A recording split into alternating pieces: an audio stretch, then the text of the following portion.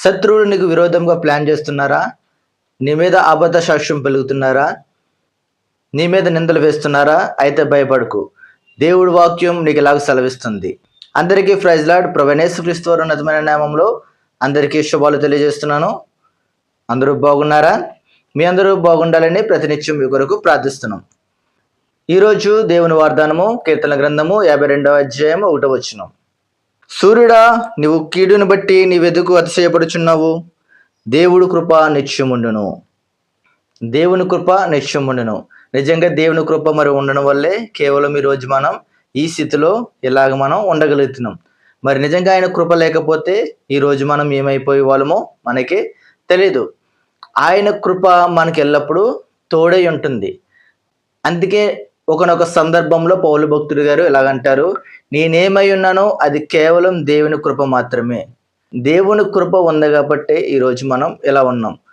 చాలామంది అతిశయపడతారు. ఏమనంటే, నేను ఈ విధంగా ఉన్నానంటే దానికి కారణం నేను కష్టపడ్డాను కాబట్టి ఈ విధంగా ఉన్నానని చెప్పి వాళ్ళకి వారే అతిశయపడుతూ ఉంటారు. కానీ దేవుని కృప మనకు ఉంది కాబట్టి ఈరోజు మనం సజీవుల లెక్కలో మనం ఉన్నాం. నిజంగా మరి కోవిడ్ సమయంలో ఎంతోమంది చనిపోయారు. కానీ ఇప్పటికీ మనం ఎలా బ్రతికి ఉన్నామంటే కేవలం ఆయన కృప. ఆయన కృప లేకపోతే మనం ఈరోజు ఇలాగా ఉండేవారమే కాదు. ఇక్కడ దావీదు గారు ఒక మాట చెప్తున్నారు. ఏమంటే, సూర్యుడా, నువ్వు చేసిన కీడును బట్టి నువ్వెందుకు అతిశయపడుచున్నావు? ఇక్కడ సమూయేలు గ్రంథము 21, 22 అధ్యాయంలో మనం చూసుకున్నట్లయితే తర్వాత చదువుకోండి ఖాళీ ఉన్నప్పుడు. కానీ ఇక్కడ దావీదు గారు దేని గురించి మనకు ఈ మాట రాయడం అనేది జరిగిందంటే, సౌలు గారు దావీదు గారిని చంపాలని ఆలోచన కలిగి ఉన్నప్పుడు దావీదు గారు ఒక్కొక్క ప్లేస్కి అంటే ఒక రోజు ఒక దుక్కున అలా ప్లేస్ మారడం అనేది జరిగింది. అలాంటి నప్పుడు దావీదు గారు అహిమేలుకు అనే ఒక దైవజనుడి దగ్గర తలదాచుకోవడం అనేది జరిగింది. ఇక్కడ అహిమేలుకు గారి దగ్గర ఉన్నప్పుడు సౌలు గారు అడుగుతున్నారు ఏమనంటే, ప్రతి ఒక్కరిని ఆయనని ఎందుకు మీరు కాపాడుతున్నారు? ఆయన ఎందుకు మీరు రక్షిస్తున్నారు? ఆయన నాకు అప్పచెప్పండి, ఆయన నాకు అప్పచెప్తే నేను ఆయన్ని చంపుతా అని చెప్పి అక్కడ ఉన్న యాజకులకు సౌలు గారు చెప్పడం అనేది జరుగుతుంది. ఇక్కడ ఎదోమీయుడైన దోయాగు గారు దావీదు గారికి వ్యతిరేకంగా సమాచారం అనేది ఇవ్వడం జరిగింది. సౌలు గారు మరి చంపమన్నప్పుడు ఆదేశం ఇచ్చినప్పుడు ఇక అహిమేలు గారు చంపను అని చెప్పడం జరిగినప్పుడు ఈ దోయాగు నేను చంపుతానని చెప్పి వెళ్ళడం జరిగింది. ఇక్కడ వెళ్ళినప్పుడు ఆయన దావీదు గారిని చంపకుండా మరి అక్కడున్న యాజకులను అక్కడున్న మనుషులను ఆయన చంపడం అనేది జరిగింది. ఇది ఎంత క్రూరత్వం అంటే, ఎటువంటి యుద్ధ శిక్షణ లేని వాళ్ళని ఎఫోదు ధరించిన యాజకులను 85 మంది వరకు ఆయన చంపడం అనేది జరిగింది. చంపడమే కాకుండా ఎంతగానైనా అతిశయపడుతున్నాడు. ఇక్కడ మరి ఎంతగానో ఎఫోదు ధరించిన యాజకులను మరి చంపివేసి మరి ఎంతగానో ఆయన అతిశయపడుతున్నాడు. ఎందుకంటే నేను వీరిని చంపివేశానని చెప్పి, వారికి అసలు యుద్ధం చేయడమే రాదు, అలాంటి వారిని చెప్పి నేను యుద్ధము చేసేసాను అని చెప్పి గర్వపడుతున్నాడు. ఈయనకిలాగే మరి చాలామంది మన జీవితంలో కానివ్వండి, చాలామంది లోకంలో మరి ఎంతోమంది కీడుని చేసి ఎంతగానో అతిశయపడుతూ ఉంటారు. అంతే పౌలు భక్తుడు అంటాడు, సిగ్గుపడవలసిన విషయంలో అతిశయపడుతున్నారని చెప్పి. చూడండి, బైబిల్ పెట్టుకోవడానికి చాలామందికి సిగ్గు, మంచి పని చేయాలంటే చాలామందికి సిగ్గు. అదే వ్యభిచారం చేయమంటే వారికి సిగ్గు ఉండదు. అదే బ్రాందీ షాప్ గారికి వెళ్ళి మందు తాగరంటే వారికి సిగ్గు అనేది ఉండదు. కొట్టుగాడికి వెళ్ళి బీడీ కానివ్వండి, సిగరెట్లు కానివ్వండి త్రాగమంటే వారికి సిగ్గు అనేది ఉండదు. ఈ లోకంలో పాపపు పని చేసిన వారికి ఎవరికి కూడా సిగ్గు అనేది ఉండదు. సిగ్గు లేకుండా మళ్ళీ ఏమని చెప్తారంటే, వాళ్ళకి వారు గర్వపడతారు, వాళ్ళకి వారు అతిశయపడతారు. నేను మందు తాగాను చూడు, నేను సిగరెట్ తాగాను చూడు అని చెప్పి గర్వపడతారు. ఈ రోజుల్లో చూడండి, మొన్న రీసెంట్గా జరిగింది, 7 సంవత్సరాల పాపను మరి రేప్ చేయడం అనేది జరిగింది. అది ఎంత మరి బాధాకరమైన విషయం. 2 ఏళ్ల పసికందును మతం పేరట చంపివేయడం అనేది జరిగింది. మరి అదే ఎంత బాధాకర విషయం. ఈ చంపడమే కాకుండా వారు మళ్ళీ ఎంతగానో గర్వం, అతిశయం. వారికి కులం ఉందనే గర్వం, పెద్ద కులం అనే గర్వం. ఆ కులం వల్ల చిన్న కులస్తులు చనిపోవడం అనేది జరుగుతుంది. వాళ్ళు చంపడమే కాకుండా ఎంతగానో అతిశయపడుతున్నారు. నా కింద ఉన్న వారిని చంపితే లెక్క ఏంటని చెప్పి వారు ఆలోచిస్తున్నారు. నా కింద ఉన్న వారిని చిన్న చూపు చూస్తే లెక్క ఏంటని చెప్పి ఆలోచన.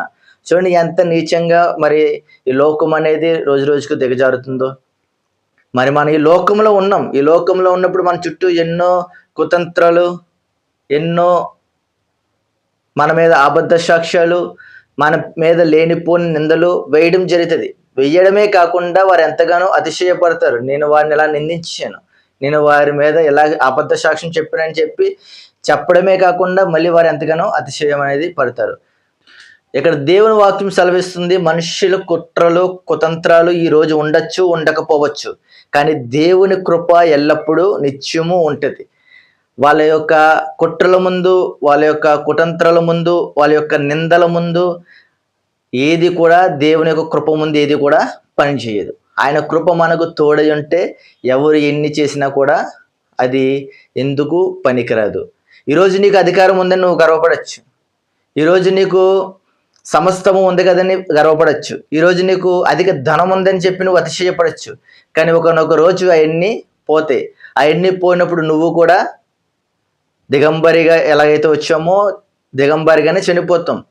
నువ్వు చనిపోయిన ఏది కూడా నీతో ఉండదు. నీ యొక్క అధికారం నీతో ఉండదు, నీ యొక్క ఆస్తి నీతో ఉండదు, నీ యొక్క అంతస్తులు కూడా నీతో ఉండదు. కానీ ఎందుకు మరి గర్వం, ఎందుకు మరి కుతంత్రాలు?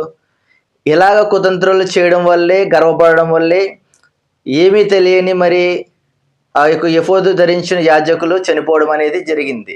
నిజంగా నీ యొక్క గర్వం వల్ల, నీ యొక్క అతిశయం వల్ల అనేక మంది చనిపోతున్నారు, అనేక మంది బాధపడుతున్నారు.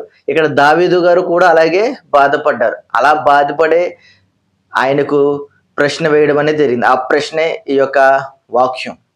చూసారా, ఈరోజు నువ్వు జీవితంలో నువ్వు ఎలా ఉంటున్నావు?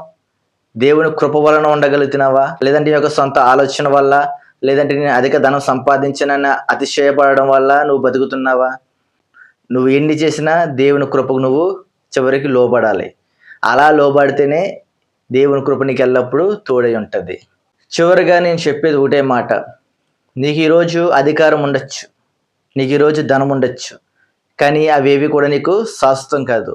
నువ్వు నిజంగా దేవుని నమ్ముకుని నిన్ను నువ్వు తగ్గించుకున్నట్లయితే దేవుని కృప నీకు నిరంతరము ఉంటుంది.